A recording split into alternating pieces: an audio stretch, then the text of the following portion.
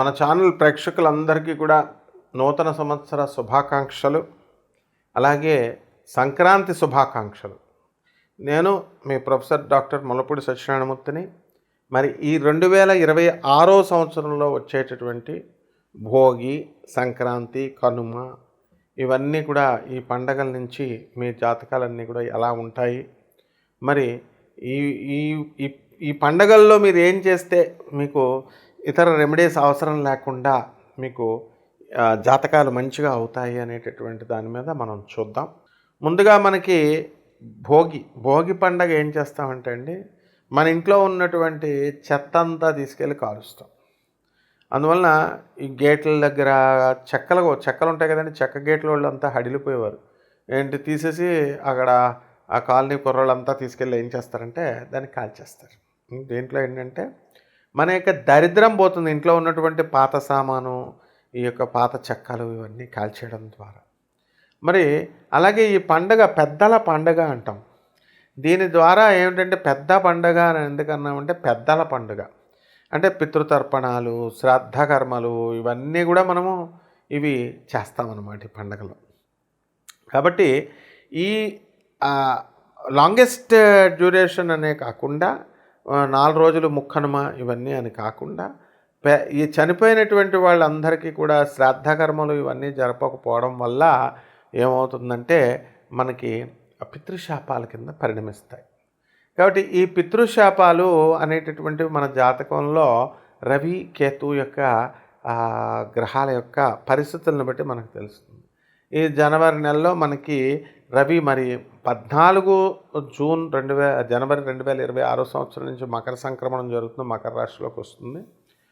ఈ విధంగా దరిద్ర దేవతని మనం పోగొట్టుకోవడము, అలాగే ఈ పండగలకి మనం దుమ్ములు దులుపుకోవడము, శ్రాద్ధకర్మలు చేయడము, దీని ద్వారా దరిద్ర దేవతను మనం పోగొట్టుకొని చక్కగా లక్ష్మీదేవిని ఆకర్షిస్తామన్నమాట.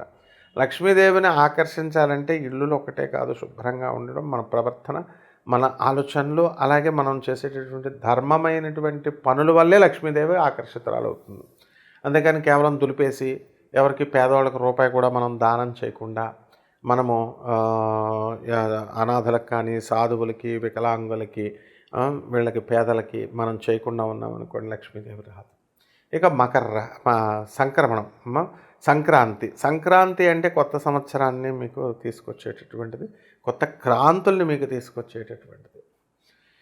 ఈ రోజున మనం ఏం చేస్తామంటే అండి, ఈ భోగి రోజున మనము ఏ విధంగా అయితే తలంటు స్నానం చేస్తాము, రేగుపళ్ళు మనం గుండె మీద వేసుకొని స్నానాలు చేస్తాం, నువ్వులు నెత్తి మీద వేసుకొని స్నానం చేస్తాం. సంక్రాంతి రోజున కూడా తలంటు స్నానం చేసినప్పుడు నల్ల నువ్వుల్ని లేదా తెల్ల నువ్వుల్ని నెత్తి మీద వేసుకొని మనము బేడ అంటే కర్ణాటకలో మరి అవన్నీ కూడా చేస్తారు. కొంచెం నువ్వుల నూనెని కూడా తలకి అంటించుకొని మనం ఆ తర్వాత తలంటు స్నానం చేస్తాము, శుభ్రమైనటువంటి వస్త్రాలు ధరిస్తాము. ఆ రోజు సంక్రాంతి లక్ష్మి అంటే ఇదంతా కూడా వ్యవసాయానికి సంబంధించినటువంటివండి.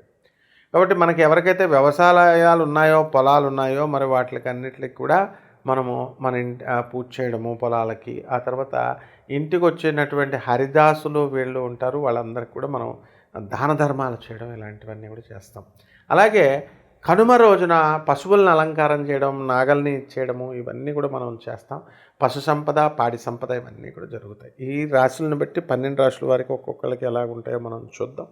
దీనికి మనం నాన్ కమర్షియల్ ఆస్పెక్ట్తో మోడ్రన్ ఆస్ట్రాలజీని అంటే నాసా లైవ్ రిపోర్ట్స్, దాంతో మనం గ్రహాల యొక్క స్పీడ్ ఎంత కూడా తిరుగుతుందో కూడా మనం చెప్పగలుగుతాం. దాన్ని ప్రాచీనమైనటువంటి ఋషి శాస్త్రాన్ని, జ్యోతిష శాస్త్రాన్ని అన్నింటిని మిళితం చేసి మనము నాన్ కమర్షియల్ వ్యాపార దృష్టితో కాకుండా నాన్ కమర్షియల్ దృష్టితో మనం జాతకాలు చెప్తాం. కాబట్టి ఎవరెవరికి కావాలో మీరు నాకు కాల్ చేయండి చక్కగా. ఇక ఈ 12 రాశుల వారికి కూడా మనకి ఒక్కొక్క రాశి వారికి ఏ ఫలితాలు ఎలా ఉంటాయి అన్నది మనము చూద్దాం. వృశ్చిక రాశి వారికి అందరికీ కూడా మరి రాహువు కుంభరాశిలో ఉండడము, శని మీనరాశిలో ఉండడము, గురుడు మిథున రాశిలో ఉండడము ఇలాంటివన్నీ కూడా మనకి జరుగుతున్నాయి. కాబట్టి ఈ రాశి వారికి అందరికీ కూడా బద్ధకం అనేటటువంటిది, పని రేపు చేద్దాంలే, ఎల్లుండి చేద్దాంలే అనేటటువంటి జాప్యం వల్ల వీళ్ళందరూ కూడా పనుల్లో నిరాసక్తత అనేటటువంటిది చూపిస్తారు. అదే ఇంజిన్ ప్రాబ్లం అనమాట. Starting engine problem. దానివల్ల వీళ్ళు ముందుకు వెళ్ళలేకపోతారు. అలాగే ఈ వృశ్చిక రాశి వారికి విద్యార్థులు, చిన్న పిల్లల వయసులో ఉన్నటువంటి వాళ్ళు ఎవరైతే బీర్లు, ఈ సిగరెట్లు తాగుతున్నారో అటువంటి వాళ్ళకి అనారోగ్య ప్రాబ్లమ్స్, లంగ్స్ ఇన్ఫెక్షన్స్ రావడానికి అవకాశాలు ఉంటాయి. కాబట్టి ఈ రాశి వారికి అందరికీ కూడా మనము లాంగిటివిటీ ఆఫ్ లైఫ్, ఈ బ్యాడ్ హ్యాబిట్స్ నుంచి బయటకు వచ్చేసేయాలి వీళ్ళు. అలా కనుక వచ్చేసినట్లయితే వీళ్ళ ఆరోగ్యం బ్రహ్మాండంగా మెరుగుపడి ఎక్కువ దీర్ఘకాలికమైనటువంటి ఇది రావడానికి అవకాశాలు అధికంగా కనబడుతున్నాయి. కాబట్టి ఈ రాశి వారికి మొత్తం మహిళలతో కాస్త జాగ్రత్తగా ఉండాల్సినటువంటి అంశం. ఎందుకంటే ఎప్పుడైతే మీరు ఉద్యోగాల కోసం మీరు వెళ్తారో, పోటీగా మీకు తోటి మహిళలు వస్తారో, అటువంటి సమయంలో ఏమవుతుందంటే వాళ్ళకి ఉద్యోగం ఇవ్వడం అనేటటువంటి జరుగుతుందో వాళ్ళ ద్వారా మీరు లాస్ అవ్వడానికి అవకాశాలు ఉంటాయి. కాబట్టి ఈ యొక్క తులారాశి వారికి అందరికీ కూడా సంక్రాంతి తర్వాత బ్రహ్మాండమైనటువంటి అప్పులు రావడానికి అవకాశాలు ఉన్నాయి. ఎన్ని అప్పులు వచ్చినా సరే మీరు చక్కగా తీసుకోవచ్చు. మరి ఆ తీసుకునే అప్పులన్నీ కూడా సద్వినియోగం చేసుకోకుండా కనుక మీరు ఖర్చు పెట్టేసుకున్నట్లయితే కొంచెం దెబ్బతినడానికి అవకాశాలు ఉంటాయి ఇక్కడ. అలా కాకుండా ఇల్లు కట్టుకుంటున్నారు, మీరు ఒక వ్యాపారం చేస్తున్నారు, దాని నిమిత్తం మీకు ఒక రకమైనటువంటి అప్పు వచ్చిందనుకోండి, చక్కగా అప్పు తీసుకోండి, ఇల్లులు మంచిగా కట్టండి, స్థలాలు మంచిగా కొనండి, డెవలప్ చేసుకోండి. ఈ రకంగా మీరు చేసుకున్నప్పుడు లాభాలు రావడానికి అవకాశాలు ఉన్నాయి. సాఫ్ట్వేర్ కంపెనీలు ఎవరైతే రన్ చేస్తున్నారో అటువంటి వాళ్ళకందరికీ కూడా మీకు ఉద్యోగాలు రావడం అనేటటువంటివి జరుగుతాయి. లాభాలు మంచిగా రావడానికి జరుగుతాయి. అండ్ మీరు పెట్టేటటువంటి ఈ యొక్క ఎంటర్‌ప్రెన్యూర్‌షిప్‌లో ఉద్యోగాలు అనేక మందికి మీరు కల్పించడానికి అవకాశాలు ఉన్నాయి. అలాగే సినిమా రంగంలో ఉన్నటువంటి వాళ్ళు, సినిమాలన్నీ సూపర్ హిట్ అయినప్పటికీ కూడా మరి టెక్నికల్ స్టాఫ్, ప్రొడక్షన్ వింగ్ వీళ్ళందరూ కూడా సక్సెస్ అవ్వడానికి వీళ్ళంతా కూడా సహకరించడం జరుగుతుంది. అలాగే వీళ్ళు కూడా ఆ సినిమాతో పాటు వీళ్ళు కూడా డెవలప్ అవ్వడము అనేటటువంటిది సుస్పష్టంగా మనకి కనబడుతుంది. ఇక ఈ వృశ్చిక రాశి వారికి చెడ్డవాళ్ళతో మీకు అందరూ కూడా చెడ్డ సలహాలు ఇచ్చేటటువంటి వాళ్ళు పరిచయాలు అవ్వడానికి అవకాశాలు ఉంటాయి. కాబట్టి అటువంటి వాళ్ళంతా కూడా మనం జాగ్రత్తగా వీళ్ళు మనకి లాభం ఉంటుంది, వీళ్ళ వల్ల మనకు నష్టం ఉంటుందని బేరీజ్ వేసుకొని చేసుకోవాల్సినటువంటి అంశం ఉంటుంది. ఎవరైతే మంచి వాళ్ళు ఉన్నారో వాళ్ళని వదులుకొని మీరు పాత వాళ్ళను, కొత్త వాళ్ళతో, మీరు చెడ్డ వాళ్ళతో ట్రావెల్ చేయడం అనేటటువంటిది మీకు ఇది బుర్ర తక్కువ పని కన్నా బుర్ర తక్కువ పనులు చేయడం అనేటటువంటివి జరుగుతాయి. అలాగే విద్యార్థులు మరి ఇప్పుడు ఇంకా ఫిబ్రవరిలో మనకి ఎగ్జామ్స్ ఉన్నాయి, మనకి సిబిఎస్ఈ. మనం నెక్స్ట్ మనకి ఏమిటి చదువుకోకపోతే ఏమిటి మనం అని వృశ్చిక రాశి వాళ్ళు చూడకుండా గుర్ర పెట్టుకొని పడుకోవడము ఇలాగా చేస్తూ ఉంటారు. అలాగే పెద్దవాళ్ళు కూడా వ్యాపార విషయాల్లో మరి వీళ్ళందరూ కూడా ఇలా చేయడం అనేటటువంటిది జరుగుతుంది.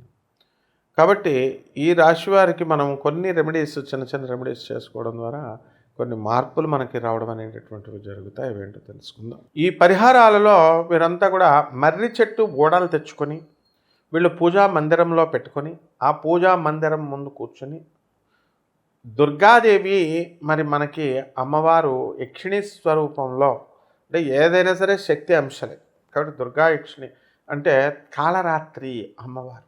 గూగుల్లో కొట్టు చూడండి, కాళరాత్రి అమ్మవారి యక్షిణి స్వరూపంలో ఉంటాయి. యక్షస్వరూప జటాధరాయ అని చెప్పేసి మనకి చక్కగా మనం శివుణ్ణి కూడా యక్షుడే అంటాం, కుబేరుణ్ణి యక్షుణీలందరికీ కూడా రాజు ఆయన. కాబట్టి లక్ష్మీ కుబేర పూజ చేసుకోండి మీరు ప్రతిరోజు కూడా. ఓం లక్ష్మీ కుబేరాయ నమః అంటూ పూజ చేసుకోండి. డబ్బులు కావాలంటే రోజు చేసుకోవాల్సినటువంటి అవసరం ఉంది, లేదా గురువారం నాడు చేసుకోండి. లేదు కుదరదు అనుకుంటే శుక్రవారం నాడు మీరు చేసుకోవచ్చు. అదేవిధంగా ఈ యొక్క మర్రి చెట్టు నీడ క్రింద అది లేదు కాబట్టి ఆ చిన్న చెట్టుని తెచ్చుకొని కుండీలో పెట్టుకోండి. ఆ దగ్గర మీరు ఓం దుర్గాయై నమః అంటూ మీరు ఓం వటయక్షిణ్యై నమః అంటూ జపం చేసుకోండి. అలాగే భువనేశ్వరి అమ్మవారి యొక్క హోమాన్ని మీ ఇళ్లల్లో చేసుకోవాలా. భువనేశ్వరి దేవి ఎంత పవర్ఫుల్ దేవత అంటే బ్రహ్మదేవుడు స్థాయి ఉన్నటువంటి ఆయనకు కూడా కలలో కూడా ఆయన కోట్ల సంవత్సరాలు తపస్సు చేసినప్పటికీ కూడా ఆయన కలలో కూడా దర్శనం లేదు, అంత గొప్ప దేవత అనమాట. కాబట్టి ఏమంటే అంత గొప్ప దేవత మాకు ఇస్తుందండి అంటే ఇస్తుంది, భక్తుడికి ఇస్తుంది, చేసుకోవాలి మీరు. అలాగే మేడి చెట్టు చుట్టూ మరి మీరు ప్రదక్షిణలు చేసుకోవాలి, అది గురుస్థానం. అది ఆ మేడి చెట్టులో మొదల్లో అనఘాదేవి దత్తాత్రేయ దంపతులు ఇద్దరు కూడా ఉంటారు, లక్ష్మీనారాయణ వాళ్ళిద్దరు కూడా బ్రహ్మ విష్ణు మహేశ్వర స్వరూపము. అందువలన ఆ 64 యోగిని గణాలన్నీ కూడా ఆ చెట్టును ఆశ్రయించి ఉంటాయి. కాబట్టి ఆ చెట్టు దగ్గర మీరు చక్కగా ఏ మేడి చెట్టు దగ్గర అయినా సరే మీరు కూర్చొని గురు దత్తాత్రేయ చరిత్ర మీరు చదువుకోవడం, లేదా ఆ చెట్టుకు ప్రదక్షిణాలు చేయడం, ఆ చెట్టుకు పూజ చేయడం. ఆ చెట్టు ఎక్కడా లేదండి అంటే ఇంట్లో వేసుకోండి కుండీలో, తర్వాత పెద్ద అయిన తర్వాత బయట వెద్దరు కానీ రోడ్లపైన. ఈ రకంగా మీరు చక్కగా రావి చెట్టుకు నీళ్లు పోసుకోవడం, తులసి చెట్టుకు పూజ చేసుకోవడం ద్వారా ఆవు పృష్ఠభాగానికి మీరు పూజ చేసుకోవడము, ఆవుకి చక్కగా రెస్పెక్ట్ ఇవ్వడము, మేత పెట్టడము, ఇలాంటి వాటి ద్వారా మీకు బ్రహ్మాండమైనటువంటి ఫలితాలు ఈ రాశి వారికి అందరికీ కూడా కలగడానికి అవకాశాలు ఉన్నాయి.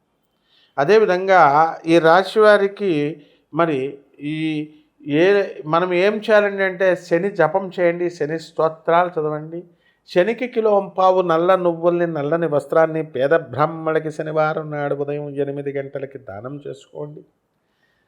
దశమహావిద్యల్లో ఒకటైనటువంటి మహాకాళి అమ్మవారి యొక్క మంత్ర జపాన్ని అనుష్ఠానాన్ని మీరు చేసుకోవడము, అలాగే ఈ యొక్క గాణగాపురం వెళ్ళి దత్తాత్రేయ స్వామి వారి యొక్క పాదుకా దర్శనము, లేదా 53 అధ్యాయాలు ఉంటాయి గురుచరిత్ర అని, ఆ గురుచరిత్రని 53 అధ్యాయాలని కూడా మీరు బాగా చదవడము, రోజు గురుక్షేత్రంలో ఇంట్లో కూడా చదువుకోవచ్చు.